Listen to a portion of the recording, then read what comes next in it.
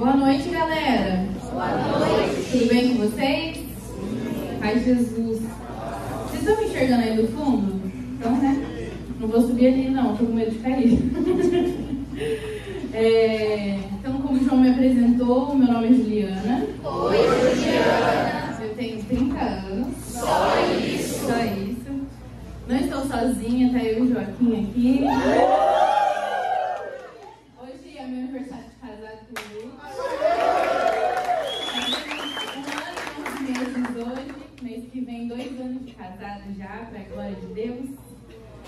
E é uma graça de Deus muito grande estar aqui, né? Já era para eu ter vindo aqui algum tempinho atrás, mas eu passava muito mal. Então, agora estamos melhor para estar aqui. Alguns sacrifícios da vida, né?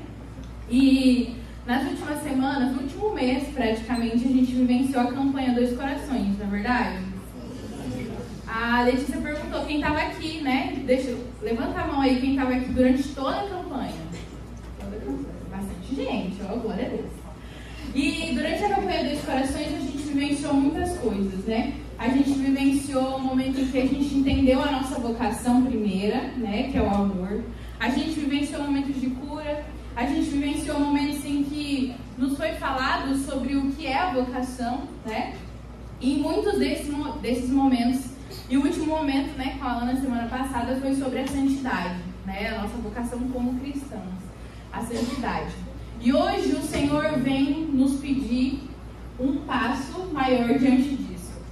Não um passo, mas um processo, para que a gente entenda em que lugar a gente está e para que lugar a gente precisa ir, né? Eu costumo dizer, né, eu sou psicóloga, não falei, né, mas eu costumo dizer que no processo da psicoterapia a pessoa entra como se fosse no Google Maps. Às vezes ela não sabe onde ela está, para onde ela vai, que caminho ela faz, né? E se você entra no Google Maps, você não sabe onde você está, você não sabe para onde você vai, você não sabe quais são os caminhos, já era, não tem como você usar, né?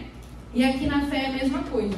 Se durante a nossa caminhada a gente não compreende aonde a gente está, para onde a gente quer ir e quais são os caminhos possíveis, não dá. A gente não vai conseguir ter uma caminhada de fé. E o que eu venho falar hoje para nós, né? Porque primeiro é o meu coração que escuta, o Joaquim agora escuta também, é que a gente tenha uma maturidade de fé. E aí a gente vai precisar entender em que lugar da maturidade de fé a gente está. Por isso eu já te convido para você ir pegando a sua palavra, sua Bíblia. E você que não trouxe a Bíblia, grupo que vem, se comprometa em trazer. Porque assim, né, a gente estava conversando entre os servos hoje, não é uma novidade. Todo domingo a gente usa a Bíblia, não é verdade? Se a gente não traz, é a mesma coisa que ir para aula sem o caderno, que ir para o treino sem o tênis, não é verdade? Como que a gente vem para vivenciar e para aprender sobre a palavra de Deus? Não traz a palavra, não é verdade? Eu sei que você agora está tímido aí, né? Você não sabe onde enfiar sua cara se você não trouxe a Bíblia. Mas é para você realmente trazer domingo que vem. E se você não tem Bíblia, tem alguém que não tem Bíblia? Pode levantar a mão, eu dou uma Bíblia para você. Não? Todo mundo tem Bíblia, então não tem desculpa semana que vem. Você quer ganhar uma Bíblia nova? Não pode mentir. Se você não tiver, eu te dou mesmo. E então abre lá em Efésios. Ixi, onde fica Efésios, né? Fica lá no final da Bíblia, depois dos Evangelhos. É uma das cartas de Paulo. Enquanto vocês vão procurando Efésios, vou contextualizar um pouquinho essa passagem, né? Efésios foi uma carta escrita por Paulo, destinada à comunidade de Éfeso, uma comunidade que vivia, né, na libertinagem, como hereges, né? Igual até a Letícia comentou aqui na frente, né? Então Paulo chega nessa comunidade e quer evangelizar. E ele vai tentar evangelizar ensinando algumas coisas. E uma delas é a maturidade de fé. Né? Eles já estavam passando por um processo, então não é o primeiro anúncio. Eles não estão sendo anunciados a palavra. Eles já conhecem Jesus. E se você está aqui é porque você também não está no seu primeiro anúncio, né? Foi porque você já teve alguma experiência com Jesus. Foi porque algum dia Jesus já tocou no seu coração. Foi porque algum dia Jesus já bateu na porta do seu coração, foi porque um dia Jesus já falou alguma coisa com você.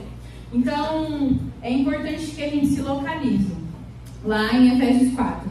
E aí, nessa exortação específica, ele vai exortar para que a gente viva segundo a nossa vocação. Esse mês a gente vai ouvir falar muito disso, e a gente já começou a ouvir mês passado, né, sobre as nossas vocações, né, sobre as nossas, o nosso chamado.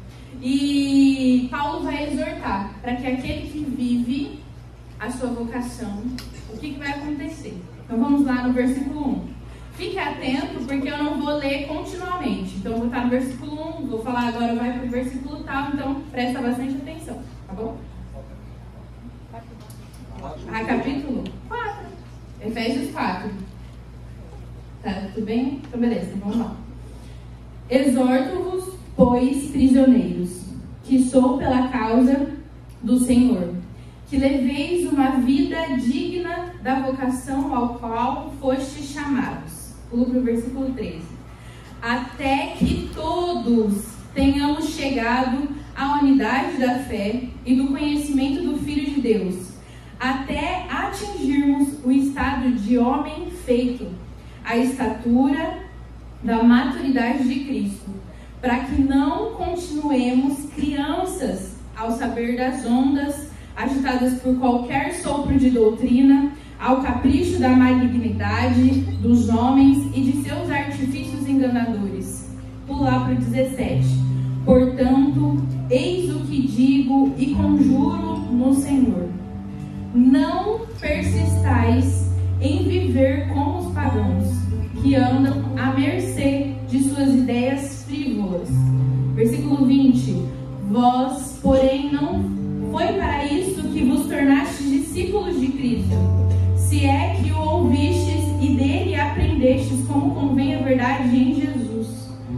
Portanto, renunciai à vida passada, despojai-vos do homem velho, corrompido pelas concupiscências enganadoras, e renovai sem cessar o sentimento da vossa alma. Revesti-vos do homem novo, criado à imagem de Deus, em verdadeira justiça e santidade. Amém? Lá no começo, então, ele vai começar dizendo, né, de que nós precisamos voltar a viver conforme a nossa vocação. E a gente aprendeu na campanha dos corações que a gente tem uma vocação primeira, né, que é o amor. Então, aquele que nos amou um dia nos chama a amar também, né? Aquele que um dia nos amou e que nos fez experienciar um amor profundo, grande, único, nos chama a amar também. Mas também nós precisamos vivenciar conforme a nossa vocação no contexto que você estiver. Eu não sei qual é o seu contexto de vida hoje. Se você é solteiro, se você é noivo, se você é casado, se você está buscando e tentando entender ainda a sua vocação, seu chamado, na sua vocação profissional também, se você já tem algo, se você ainda está tentando descobrir, se você, independente de qualquer lugar que você esteja, hoje o Senhor deseja que nós entendamos de que maneira a gente vai atingir a maturidade em cada uma dessas etapas da nossa vida. E ele vai dizer lá na passagem que quando nós assumimos o nosso lugar, escuta isso, quando nós assumimos o nosso lugar dentro da nossa vocação, a qual nós fomos chamados em individualidade, nós colaboramos com o corpo e com a construção do corpo de Cristo.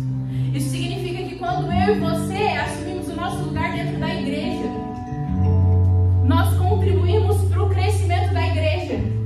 O que Paulo está dizendo aqui para eles e para nós nessa noite é que quando eu e você assumimos verdadeiramente o nosso lugar, outras pessoas também são capazes de assumir o seu lugar. E aí a igreja é construída, e aí a igreja aumenta, e aí as portas da igreja se abrem para que outras pessoas também vão.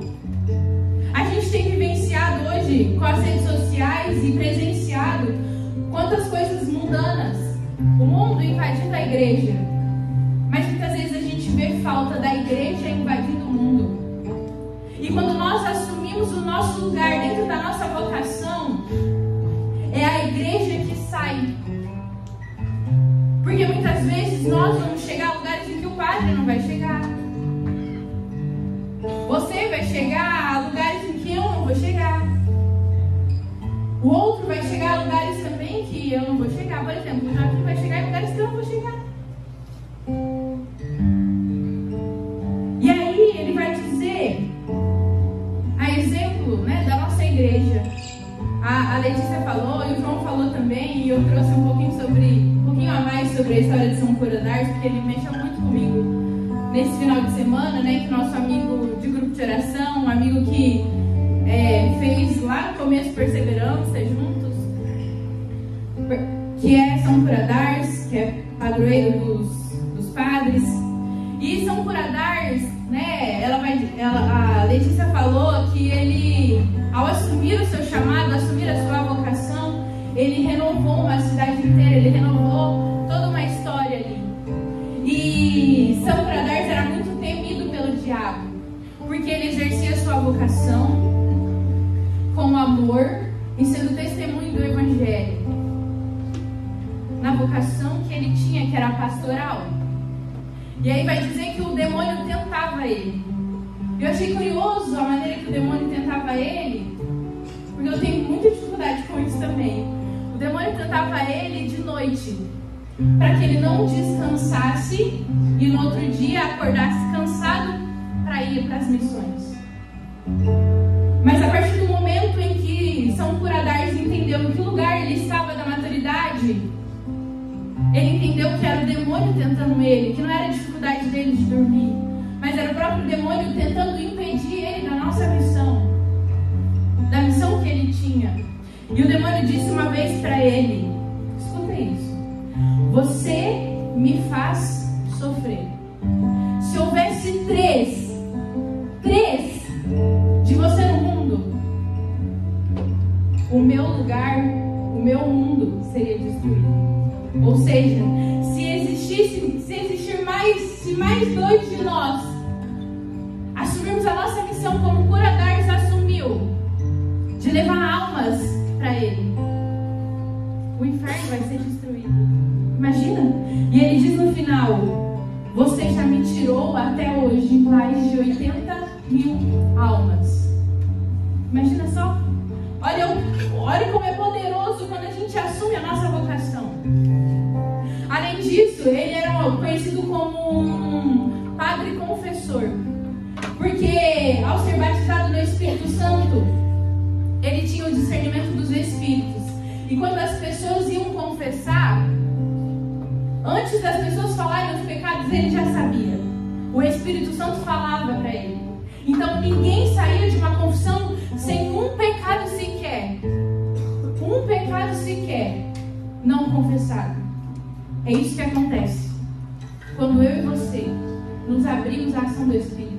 O João falou, né, quando a gente estava pedindo lá o fogo santo, de que esse fogo pode descer, esse fogo pode agir na minha, na sua vida, na minha, na sua vocação. Mas é preciso que eu e você nos abramos e entendamos que lugar que a gente está, que tenhamos essa maturidade. E aí vai dizer lá no versículo 13, de que aquele que tem maturidade de fé é aquele que conhece a Deus,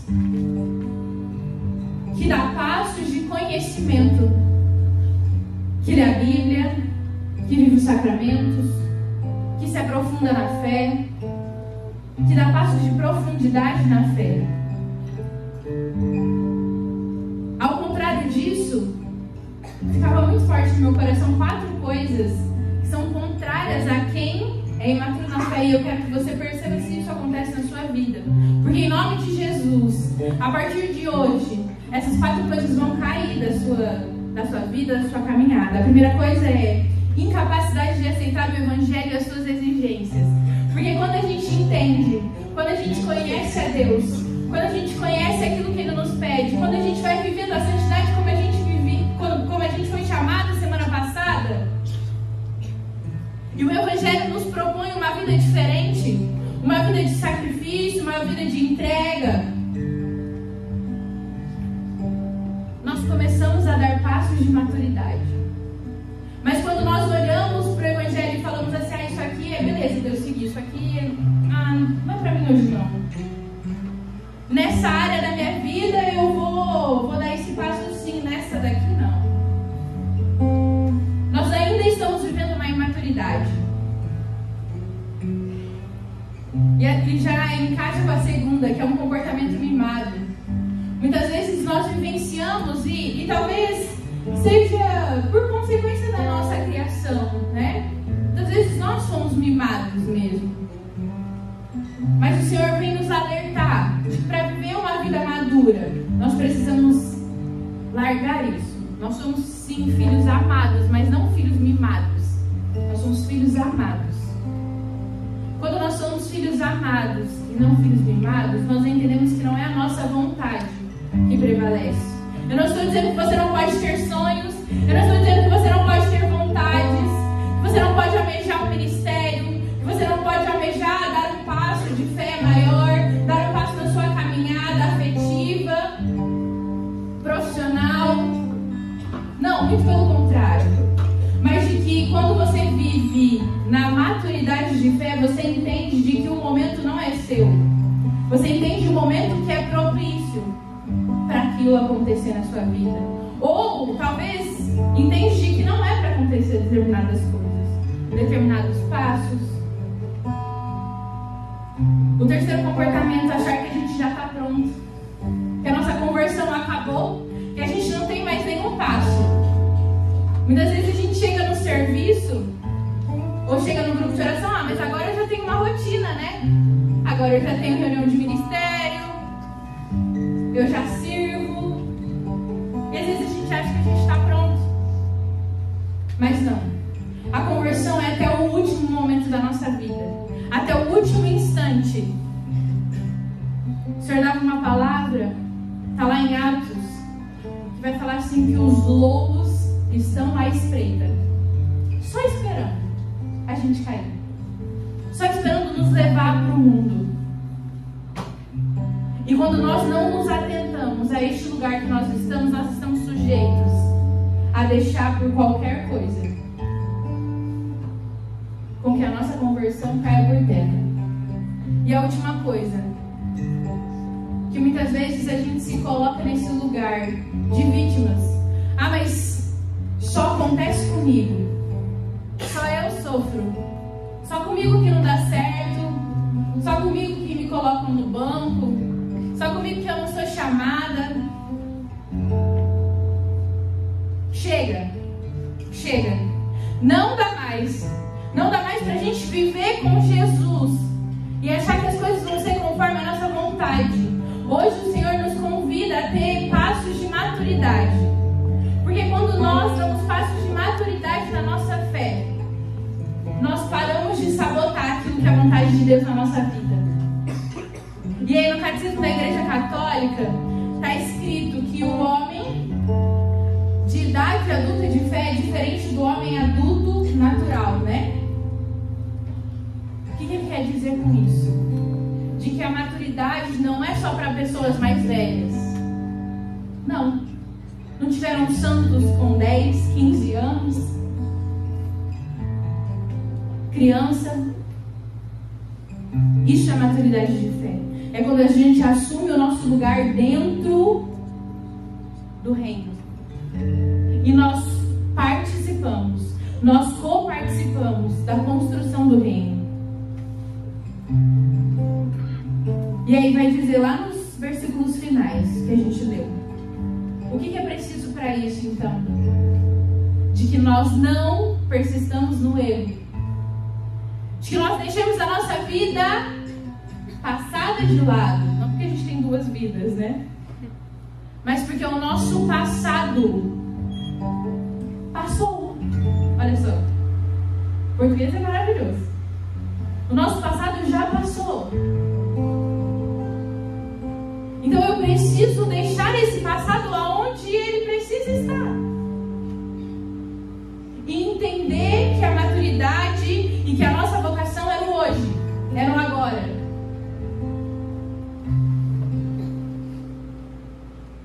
E aí Santa Teresa d'Ávila, eu falei para vocês que existem os estágios da maturidade, né?